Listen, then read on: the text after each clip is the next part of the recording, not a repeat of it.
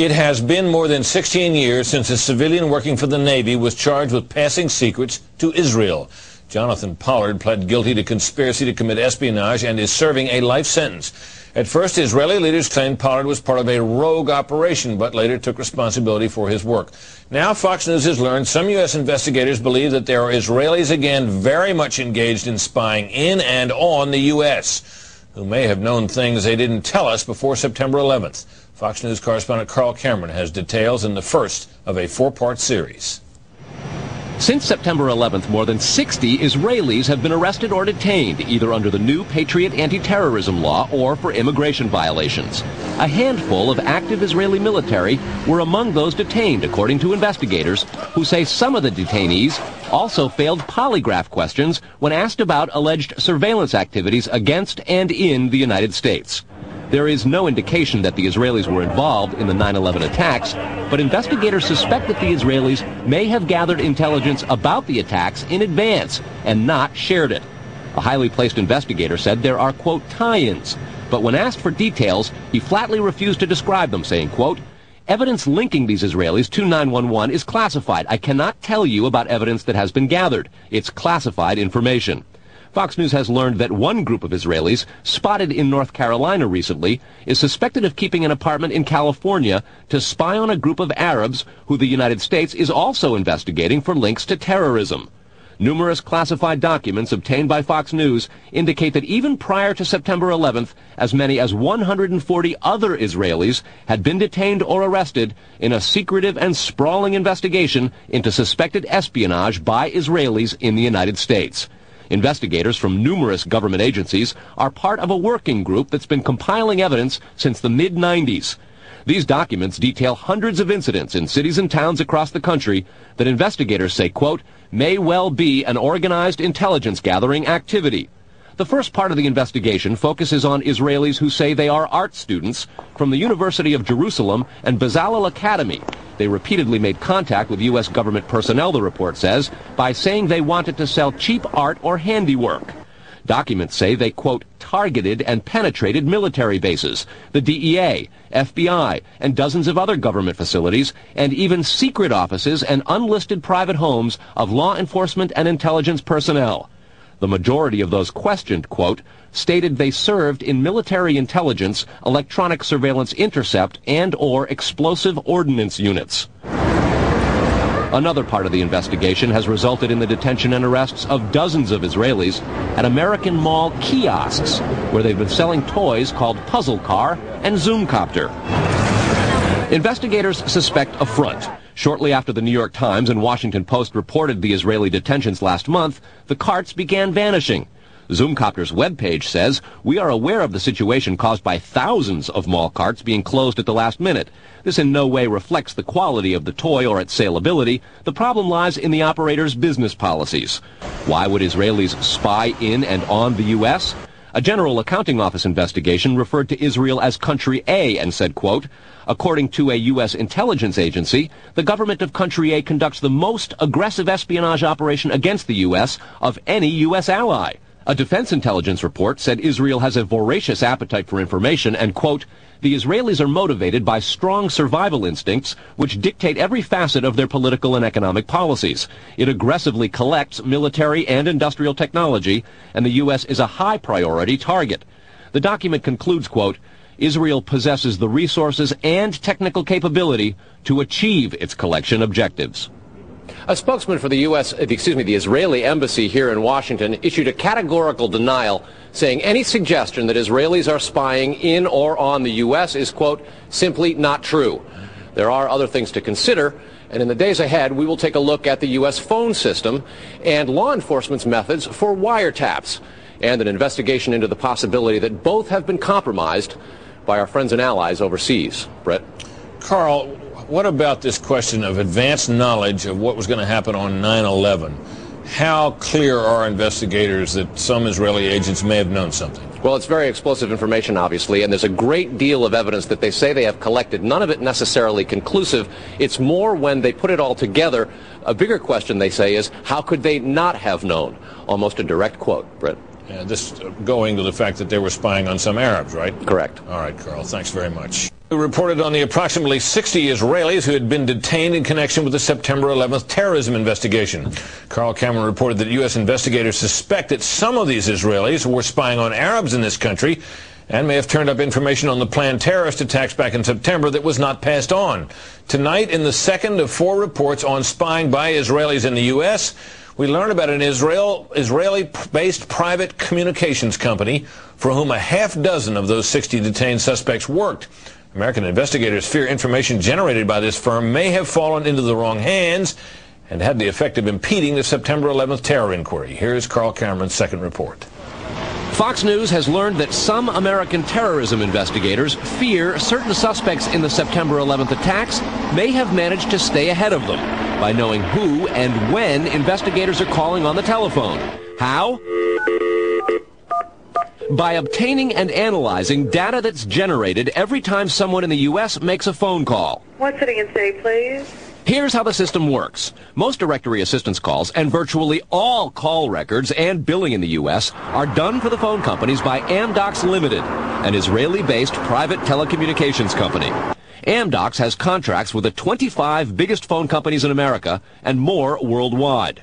The White House and other secure government phone lines are protected, but it is virtually impossible to make a call on normal phones without generating an Amdocs record of it. In recent years, the FBI and other government agencies have investigated Amdocs more than once. The firm has repeatedly and adamantly denied any security breaches or wrongdoing. But sources tell Fox News that in 1999, the super-secret National Security Agency, headquartered in northern Maryland, issued what's called a top-secret, sensitive, compartmentalized information report, TSSCI, warning that records of calls in the United States were getting into foreign hands, in Israel in particular. Investigators do not believe calls are being listened to, but the data about who's calling whom and when is plenty valuable in itself. An internal Amdocs memo to senior company executives suggests just how Amdocs-generated call records could be used. Quote, widespread data mining techniques and algorithms, combining both the properties of the customer, like credit rating, and properties of the specific behavior such as whom the customers are calling. The Amdocs memo says the system should be used to prevent phone fraud, but U.S. counterintelligence analysts say it could also be used to spy through the phone system. Fox News has learned that the NSA has held numerous classified conferences to warn the FBI and CIA how Amdocs records could be used.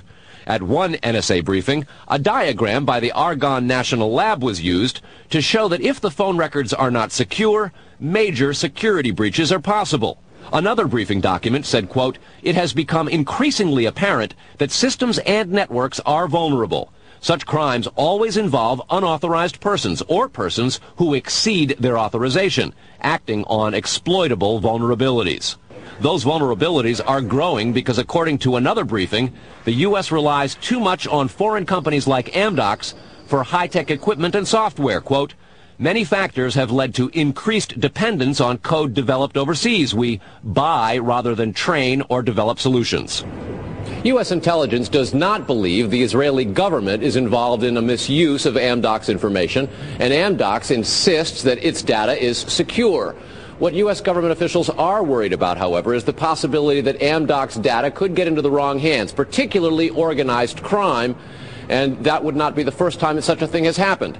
Fox News has documents of a 1997 drug trafficking case in Los Angeles in which telephone information, the types that Amdocs collects, was used to, quote, completely compromise the communications of the FBI, the Secret Service, the DEA, and the LAPD. And we'll have that and a lot more in the days ahead, Brett. Carl, I want to take you back to your report last night on those 60 people who were Israelis who were detained in the anti-terror investigation, and the suspicion that some investigators have that they may have picked up information on the 9/11 attacks ahead of time, not passed it on. There was a report, you'll recall, that the Mosad, the Israeli intelligence agency, did indeed send representatives to the U.S. to warn just before 9/11 that a major terrorist attack was imminent. How does that leave room for the lack of a warning? Well, I remember the report, Britt. We did it first internationally right here on your show on the 14th.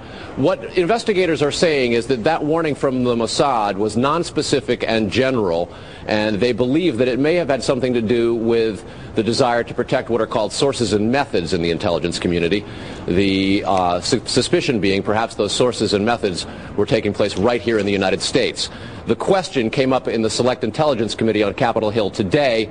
They intend to look into what we reported last night, and specifically that possibility. Brett? So, in other words, the problem wasn't the lack of a warning. The problem was lack of useful details. Quantity of information.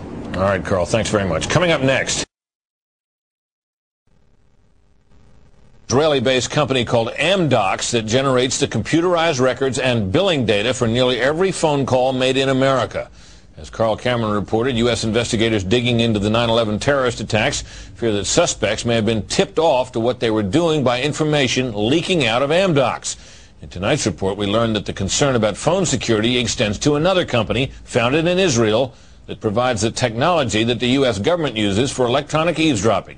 Here is Carl Cameron's third report. The company is Comverse Infosys, a subsidiary of an Israeli-run private telecommunications firm with offices throughout the U.S. It provides wiretapping equipment for law enforcement. Here's how wiretapping works in the U.S. Every time you make a call, it passes through the nation's elaborate network of switchers and routers run by the phone companies. Custom computers and software made by companies like Comverse are tied into that network to intercept, record, and store the wiretapped calls, and at the same time transmit them to investigators. The manufacturers have continuing access to the computers so they can service them and keep them free of glitches.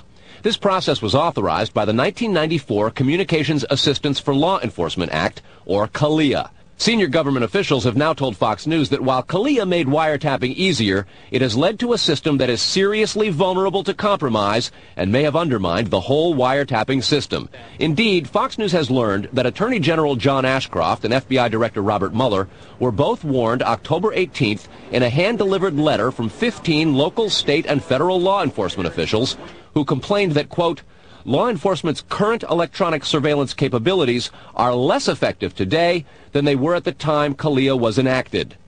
Comverse insists the equipment it installs is secure, but the complaint about this system is that the wiretap computer programs made by Comverse have in effect a back door through which wiretaps themselves can be intercepted by unauthorized parties. Adding to the suspicions is the fact that in Israel, Comverse works closely with the Israeli government and under special programs gets reimbursed for up to 50% of its research and development costs by the Israeli Ministry of Industry and Trade. But investigators within the DEA, INS, and FBI have all told Fox News that to pursue or even suggest Israeli spying through Comverse is considered career suicide. And sources say that while various FBI inquiries into Comverse have been conducted over the years, they've been halted before the actual equipment has ever been thoroughly tested for leaks. A 1999 FCC document indicates several government agencies expressed deep concerns that too many unauthorized, non-law enforcement personnel can access the wiretap system. And the FBI's own nondescript office in Chantilly, Virginia, that actually oversees the CALEA wiretapping program, is among the most agitated about the threat. But there is a bitter turf war internally at FBI. It is the FBI's office in Quantico, Virginia that has jurisdiction over awarding contracts and buying intercept equipment. And for years they've thrown much of the business to Comverse. A handful of former U.S. law enforcement officials involved in awarding Comverse government contracts over the years now work for the company. Numerous sources say some of those individuals were asked to leave government service under what knowledgeable sources call troublesome circumstances that remain under administrative review within the Justice Department. And what troubles investigators most, particularly in New York in the counterterrorism investigation of the World Trade Center attack, is that on a number of cases, suspects that they had sought to wiretap and surveil immediately changed their telecommunications processes. They started acting much differently as soon as those supposedly secret wiretaps went into place. Brett? Carl, is there any reason to suspect in this instance that the Israeli government is involved? No, there's not, but there are growing instincts and an awful lot of law enforcement officials in a variety of agencies who suspect that and have begun compiling evidence and a highly classified investigation into precisely that possibility. Brett? All right, Carl, thanks very much. On a long-standing government espionage investigation, federal officials this year have arrested or detained nearly 200 Israeli citizens suspected of belonging to a, quote, organized intelligence gathering operation. The Bush administration has deported most of those arrested after September 11th, although some are in custody under the new anti-terrorism law. Cameron also described an investigation into the possibility that an Israeli firm generated billing data that could be used for intelligence purposes, and described concerns that the federal government's own wiretapping system may be vulnerable. Tonight, in part 4 of the series, we'll learn about the improbable roots of the probe, a drug case that went bad 4 years ago in L.A. Los Angeles, 1997. A major local, state, and federal drug investigation sours. The suspects? Israeli organized crime, with operations in New York, Miami, Las Vegas, Canada, Israel, and Egypt. The allegations? Cocaine and ecstasy trafficking and sophisticated white-collar credit card and computer fraud. The problem? According to classified law enforcement documents obtained by Fox News, the bad guys had the cops' beepers, cell phones, even home phones under surveillance. Some who did get caught admitted to having hundreds of numbers and using them to avoid arrest. Quote, this compromised law enforcement communications between LAPD detectives and other assigned law enforcement officers working various aspects of the case. The organization discovered communications between Organized Crime Intelligence Division detectives, the FBI, and the Secret Service. Shock spread from the DEA to the FBI in Washington and then the CIA. An investigation of the problem, according to law enforcement documents, concluded, quote, the organization has apparent extensive access to database systems to identify pertinent personal and biographical information. When investigators tried to find out where the information might have come from, they looked at Amdocs, a publicly traded firm based in Israel. Amdocs generates billing data for virtually every call in America, and they do credit checks. The company denies any leaks, but investigators still fear that the firm's data is getting into the wrong hands. When investigators checked their own wiretapping system for leaks, they grew concerned about potential vulnerabilities in the computers that intercept, record, and store the wiretapped calls. A main contractor is Comverse Infosys, which works closely with the Israeli government and under a special grant program is reimbursed for up to 50% of its research and development costs by Israel's Ministry of Industry and Trade. Asked this week about another sprawling investigation and the detention of 60 Israelis since September 11th, the Bush administration treated the questions like hot potatoes. I would just refer you to the Department of Justice with it. I'm not familiar with the report. I'm aware that some Israeli citizens have been detained. With respect to why they are being detained and the other aspects of your question, whether it's because they are in intelligence services or what they were doing, I will defer to the Department of Justice and the FBI to answer that. Beyond the 60 apprehended or detained and many deported since September 11th, another group of 140 Israeli individuals have been arrested and detained in this year in what government documents describe as, quote, an organized intelligence gathering operation designed to, quote, penetrate government facilities.